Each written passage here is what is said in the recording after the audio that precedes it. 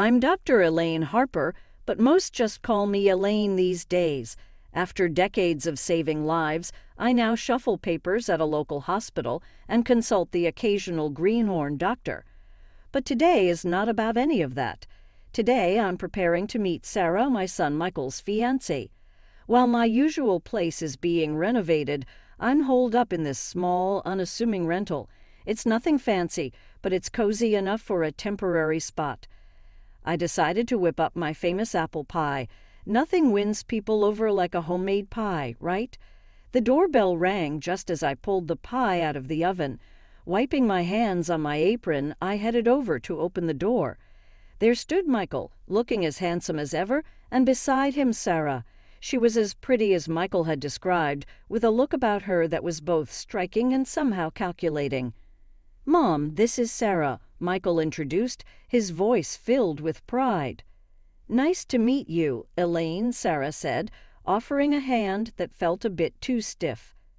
"Please come in. I hope you're hungry. Pie's just out of the oven," I smiled, stepping aside to let them in.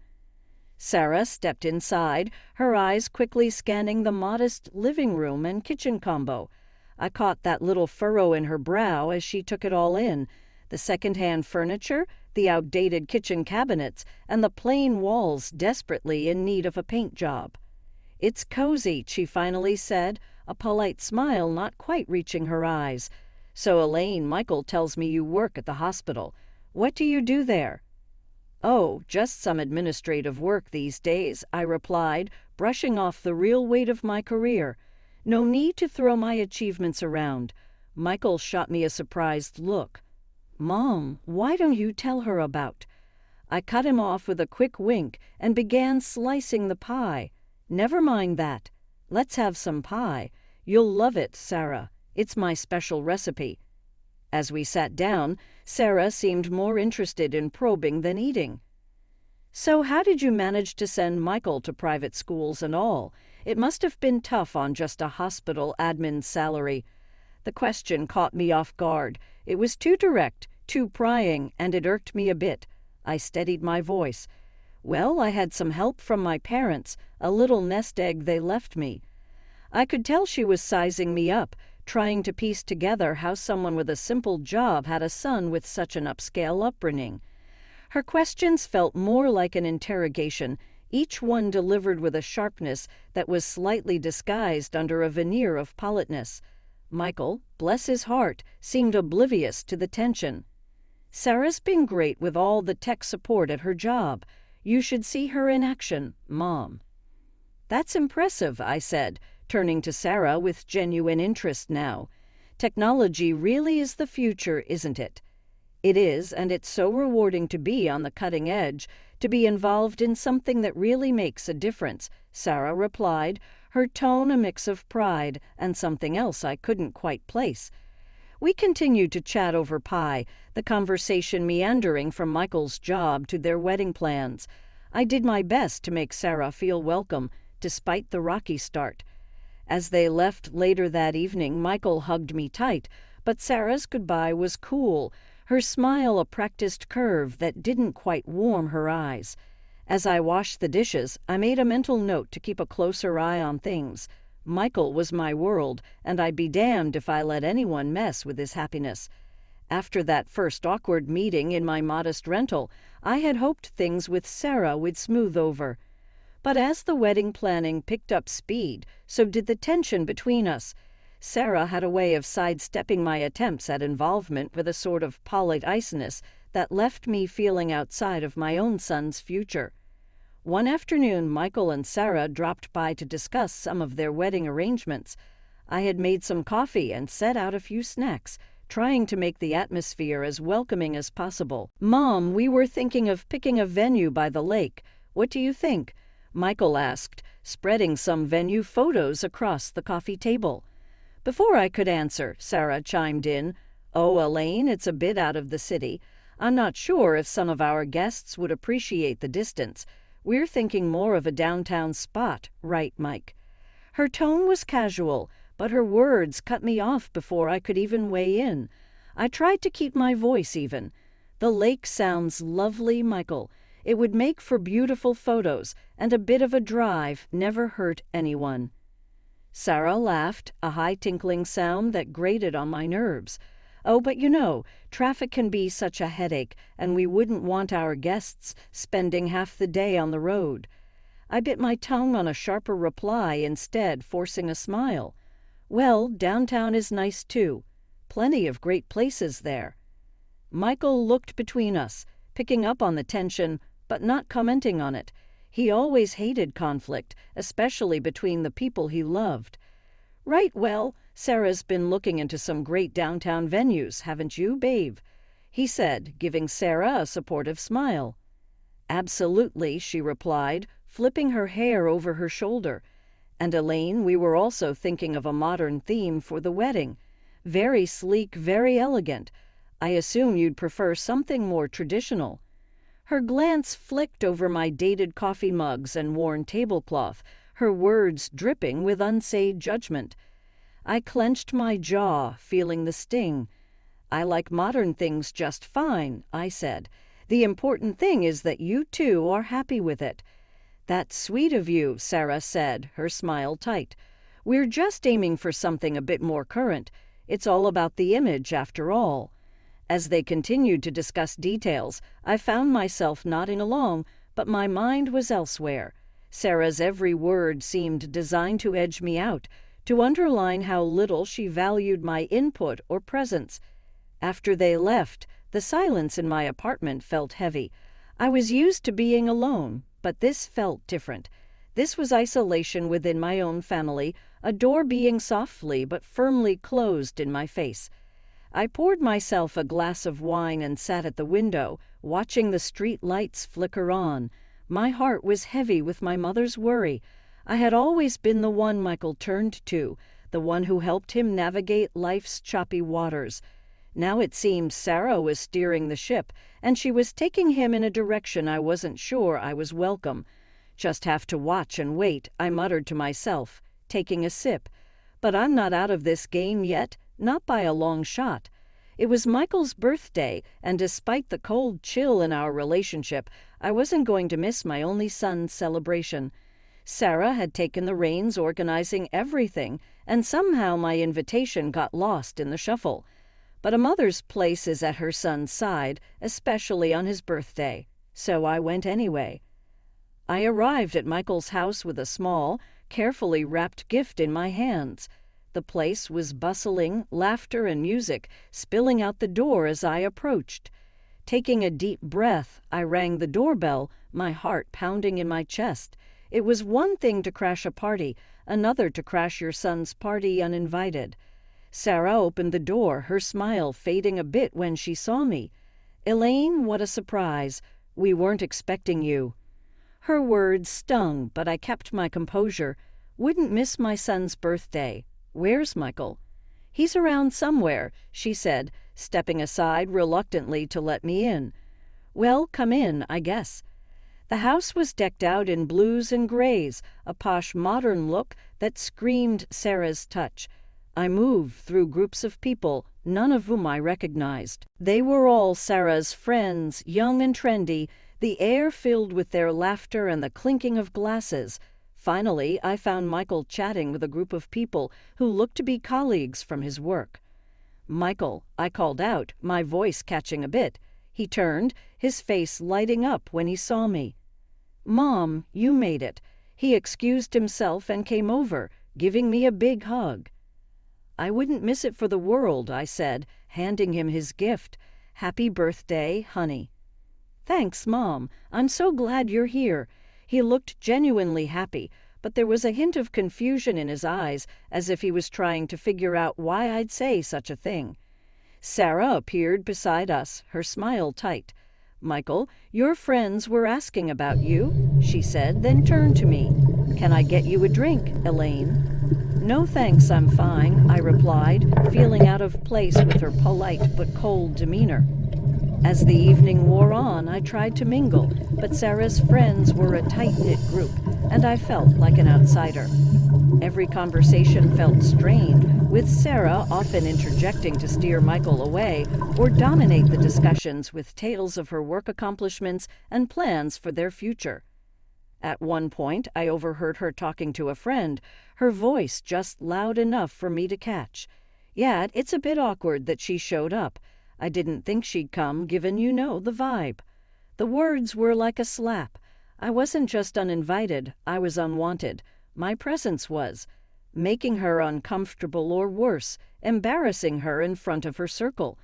The realization was a bitter pill, and I found myself retreating to a quiet corner, nursing a drink I didn't remember accepting. Michael found me alone a little while later, his brow furrowed. "Mom, are you all right? You seem a bit off." I forced a smile, not wanting to ruin his day with my feelings.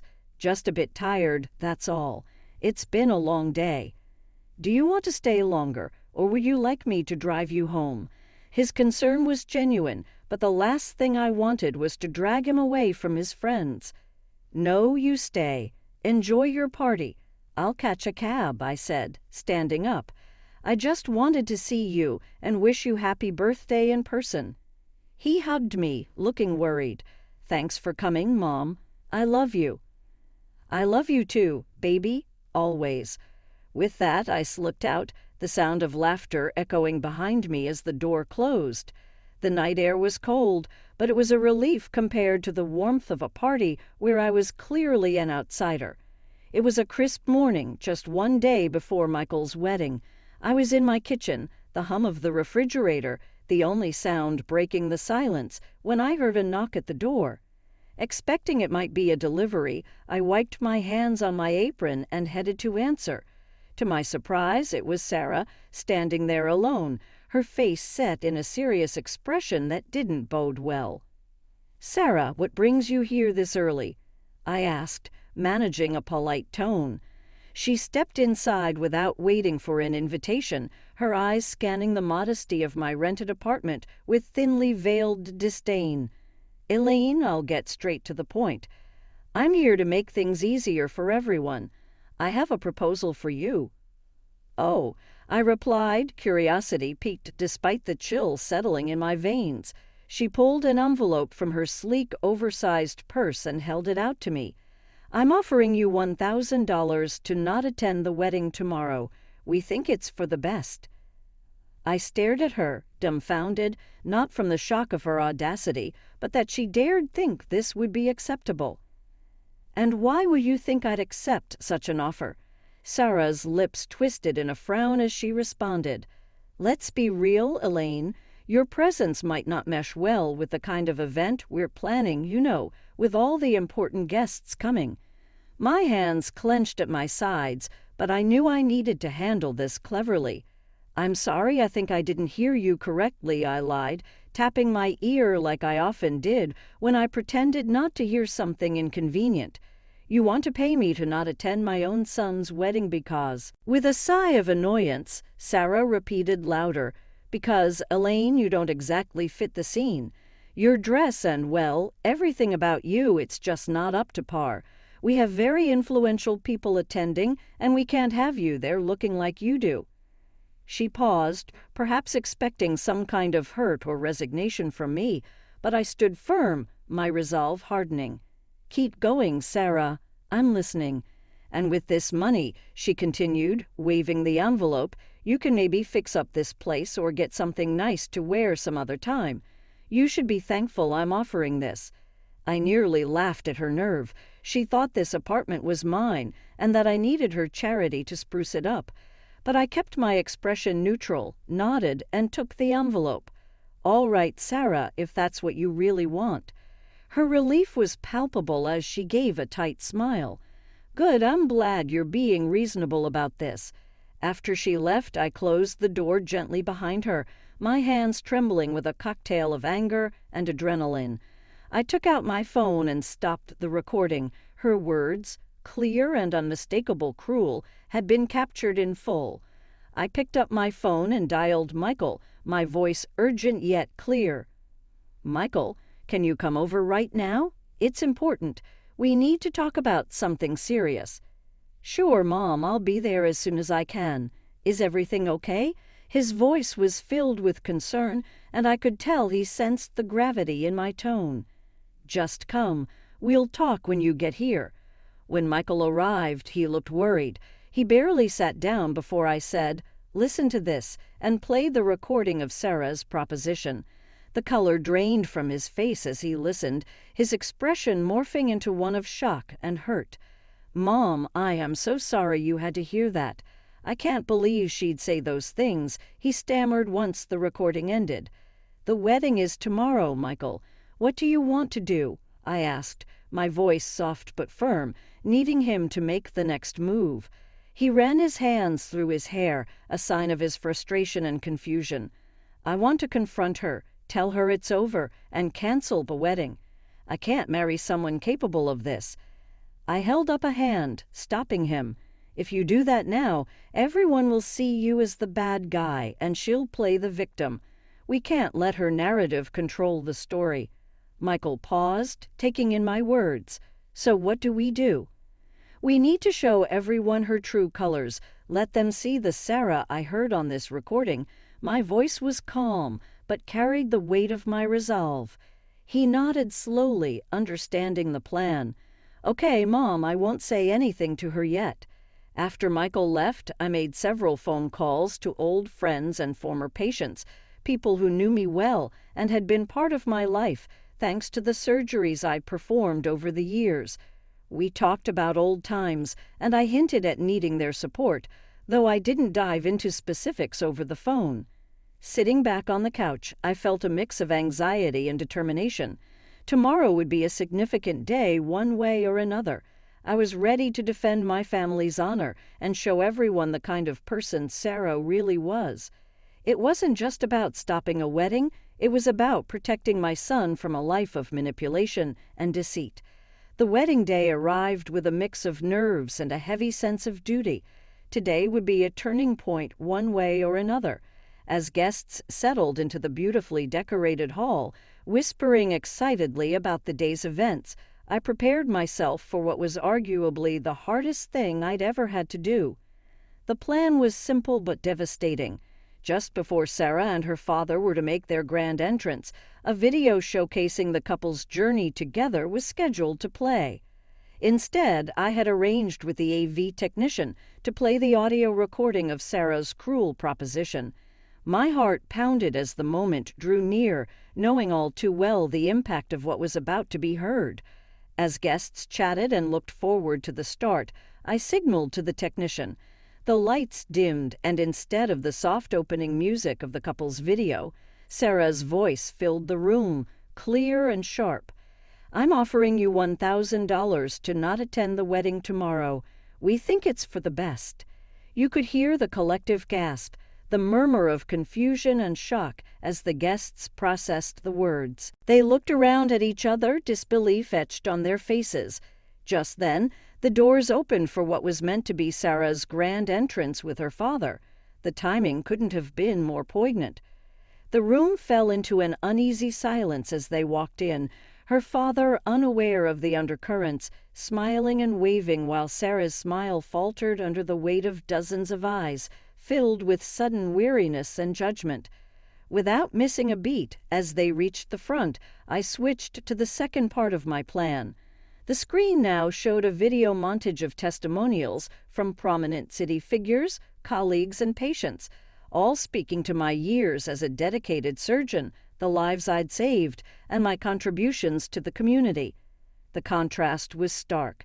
Here was the proof of the life I had led, one of service and respect, directly countering Sarah's insinuations about my character and status. Sarah stood frozen, her face draining of color as the accolades rolled on. The guests, now completely turned against her, murmured amongst themselves, their expressions ranging from pity to disdain. Sarah's mother, sitting in the front row, had tears streaming down her face, her hands covering her mouth in shock. Sarah looked around helplessly, her earlier composure shattered. She had been exposed, her superficial judgments laid bare before the friends and family she had hoped to impress. As the revealing video ended, a hush fell over the room. It was a heavy silence, thick with the weight of revelations and shattered expectations. My son Michael took a deep breath and walked up to the microphone with a solemn expression. The room's attention was fixated on him, every pair of eyes filled with curiosity and concern. "I'm very sorry," Michael began, his voice echoing through the quiet hall, "that I didn't see the callousness and arrogance of my bride sooner." He paused, looking over the crowd with a regretful gaze. "I am canceling the wedding, and I apologize to all of you for the inconvenience." He then turned to look at me, his expression softening. "Mom, I'm sorry. Thank you for everything you've done for me. Without you, I might have made the biggest mistake of my life." His voice cracked slightly, and my heart swelled with both pride and sorrow for what he was enduring. A murmur of support rose from the crowd, and a few guests stood up, applauding him for his courage. I felt a tear slip down my cheek as I watched my son standing there, embodying the values I'd hoped to instill in him, a man of integrity and strength. At that moment, Sarah, who had been standing off to the side, burst into tears. "I didn't know about your mother's background," she sobbed, her voice desperate and pleading. "This changes everything. Please, Michael, can we just talk about this?" But Michael shook his head, his decision firm. "There's nothing left to discuss. It's over, Sarah." Even her own parents looked at her with a mix of shock and indignation, their expressions conveying their disappointment and disbelief at their daughter's actions. They had been caught in the uncomfortable position of witnessing their child's failings laid bare before a room full of guests. Seeing no way to salvage the situation, Sarah's frustration and embarrassment boiled over. "This is all your fault," she yelled at me, pointing a trembling finger in my direction, her voice raw, laden with emotion. "You've ruined everything." With those final words, she turned and ran from the hall, her sobs echoing behind her as the door slammed shut. The room was left in a state of shock, everyone processing the drama that had unfolded so unexpectedly. I moved to Michael's side, putting an arm around him. "You did the right thing," I whispered, feeling the weight of the day pressing down on us both. He nodded, wrapping his arm around my shoulders. "Thanks, Mom. I couldn't have gotten through this without you." As the guests slowly began to leave, offering quiet words of support or simply a squeeze of the shoulder, I felt a mix of relief and profound sadness. The day had not gone as any of us had envisioned, but truth and honesty had prevailed.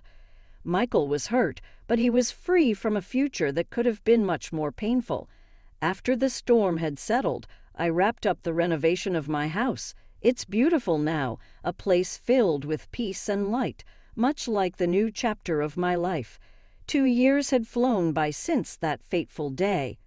Sarah, Michael's ex-fiancée, tried to reach out to me a few times, pleading for reconciliation. But after everything, how could I? I firmly told her no each time. Last I heard, she was fired from her job. Turns out her boss was at the wedding, saw everything, and wasn't too pleased. She moved out of the city afterward, and I don't know where she is now. In the meantime, life moved on in the best ways possible. I retired from my administrative role at the hospital, finally giving myself the break I deserved after years of service. Not long after, Michael met Anna. She's a breath of fresh air, a truly beautiful soul inside and out. They got married last spring, and it was the kind of wedding we'd always dreamed of, full of love, laughter, and genuine happiness. Anna respects me greatly, and our bond is strong. It's a relief and a joy to see Michael so happy and well-matched. Just the other day, over a quiet dinner at my place, Anna mentioned how much she values our relationship.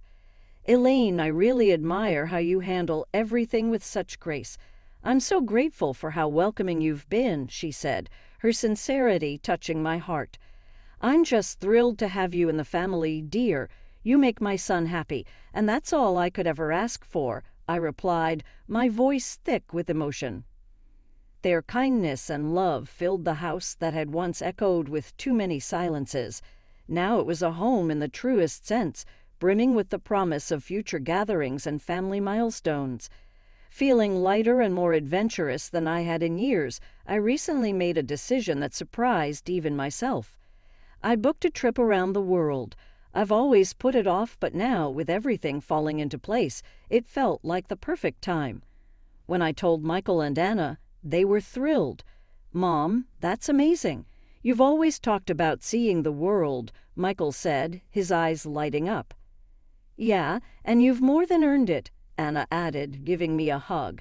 "We'll manage just fine here. Go make some incredible memories." So here I am, finalizing itineraries and packing bags, ready to explore the places I've only read about or seen in pictures. It feels like I'm not just traveling to different countries, but also towards a new phase of life, one where I can just enjoy